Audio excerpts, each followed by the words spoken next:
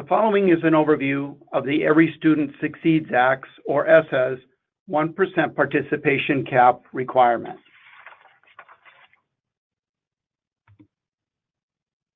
The objectives of this overview are to review the ESSA 1% participation cap requirement for the alternate assessment based on alternate academic achievement standards, or the AAAS, or Oregon's extended assessment as we know it. Also, an objective is to describe the Oregon Department of Education's supports to districts related to this new requirement. And finally, to describe the ODE's protocol for districts projected to exceed the 1% participation cap to follow in submitting a justification to ODE. With regards to ESSA's new participation requirement, in 2015, Congress reauthorized the Elementary and Secondary Education Act as the Every Student Succeeds Act, or ESSA. With this reauthorization, the requirement changed for the alternate assessment based on alternate academic achievement standards. ESSA reaffirmed that the alternate assessment is the appropriate assessment for students with the most significant cognitive disabilities to demonstrate their knowledge and skills. However, in using this assessment, ESSA changed the 1% cap to be based on the participation rate rather than the proficiency or performance rate. ESSA placed the 1% cap on the state participation rate for each content area, specifically ELA, math, and science, based on the total number of all students in the state assessed in those content areas.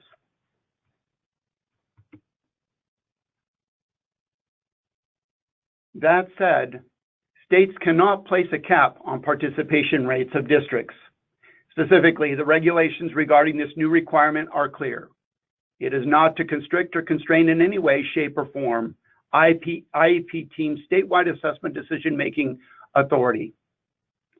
States must make district data publicly available as long as no personally identifiable information is shown. And districts exceeding the cap must submit information justifying the need to exceed the cap, and the state must provide oversight of districts. That is, in addition to the district submitting a justification for exceeding or projecting to exceed the 1% participation cap, the state, or ODE in this case, must describe how it will monitor and regularly evaluate each such LEA or district to ensure that the LEA or district provides sufficient training such that school staff who participate as members of an IEP team or other placement team understand and implement the guidelines established by the state, in this case ODE. To that end, ODE has and will continue to provide oversight of districts with regard to this new requirement, an overview which will be covered in slide 8 and following. While most, if not all, Oregon districts and their IEP teams already do so, it is reiterated in the regulations that parents of students being considered for participation in the alternate assessment as part of the IEP process must be clearly informed that their child's academic achievement will be measured based on alternate achievement standards, and how participation in the alternate assessment may delay or otherwise affect completing requirements for a regular high school diploma.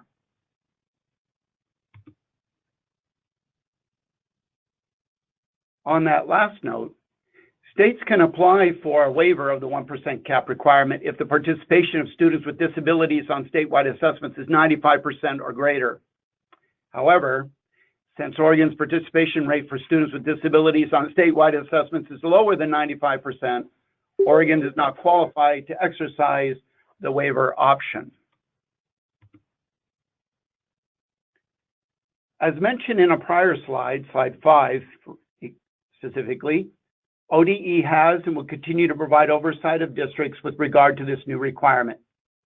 In terms of what has been provided, to support the selection process used by Oregon's IEP teams in determining whether a student should take Oregon's alternate extended assessment, that is the alternate assessment based on alternate academic achievement standards, the Oregon Department of Education developed and posted updated guidance in 2015 that can be found at this link. Oregon Extended Assessment Participation data since 2015 indicates many, if not most, districts and IEP teams are using this guidance. In terms of this new requirement, and districts projected to exceed the 1% participation cap specifically, we'll consider the next 4 slides.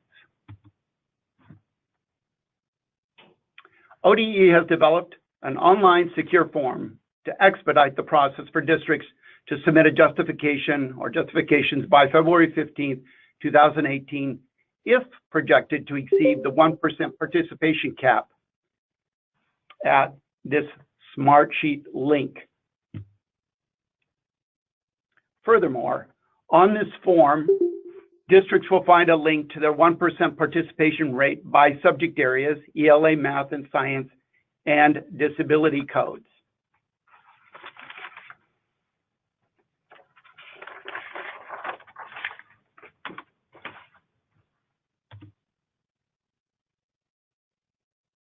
The next slides here provide screenshots of the web-based form and the sections of it districts will use to submit their participation justification.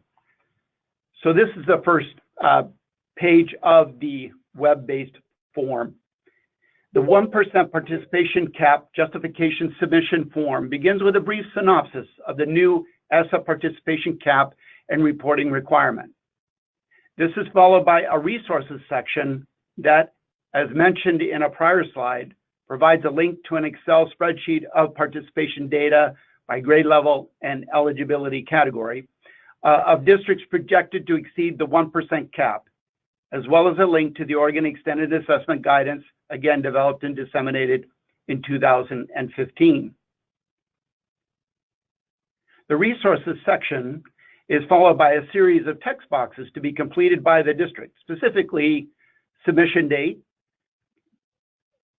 The person submitting nearly needs to click on the calendar and select the date, the name of the district authorized individual submitting the district's justification, email of the district authorized individual, and the district for which this justification is being submitted. So it's a scroll down and select option or menu. These sections are followed by the subject and justification section.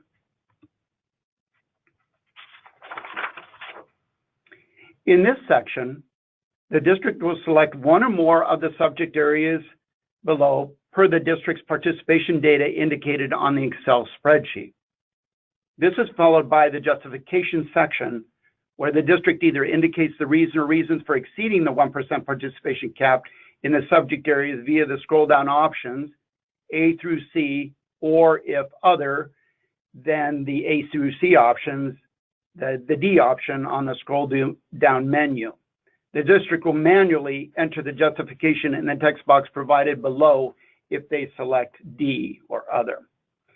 Finally, an optional comment section is provided for any additional comments or questions the district wishes to relay to ODE on this map. With the initial rollout of this reporting requirement, this regulation and reporting requirement, a couple of frequently asked questions have emerged to date. Here are the questions and ODE's replies or answers at this time, understanding that this is a new regulation and consequently ODE's oversight responsibilities a work in progress. So the first question, what do districts do who are on the disability list, the spreadsheet, as being projected to exceed the cap, but who project for 2017-18 assessment season will not have extended assessment totals cause them to be over the cap? Districts are to complete our response, ODE's response. Districts are to complete the 1% cap justification form based on the data that ODE has provided, the link to the district. See further the link to the district participation data Excel spreadsheet.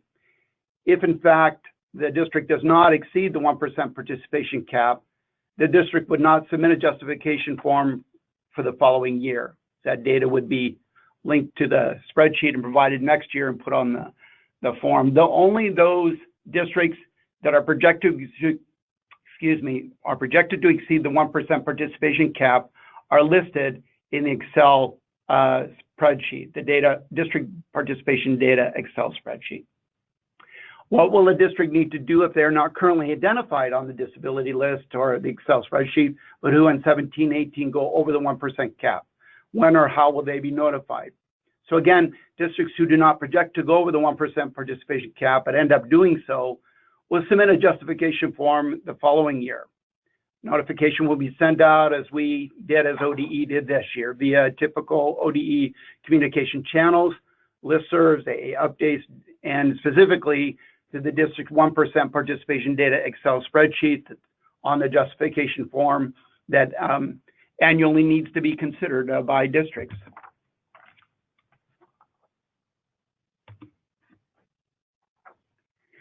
This slide provides the specific regulatory language and guidance as it relates to this new requirement for your consideration and for your reference.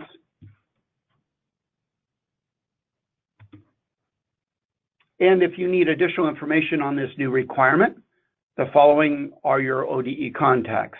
So yours truly, Brad Lenhart at the Office of Student Services, or with regards to the Excel spreadsheet and participation data piece, probably direct your questions to Cindy Barrick at the Accountability Research and Information Services Office.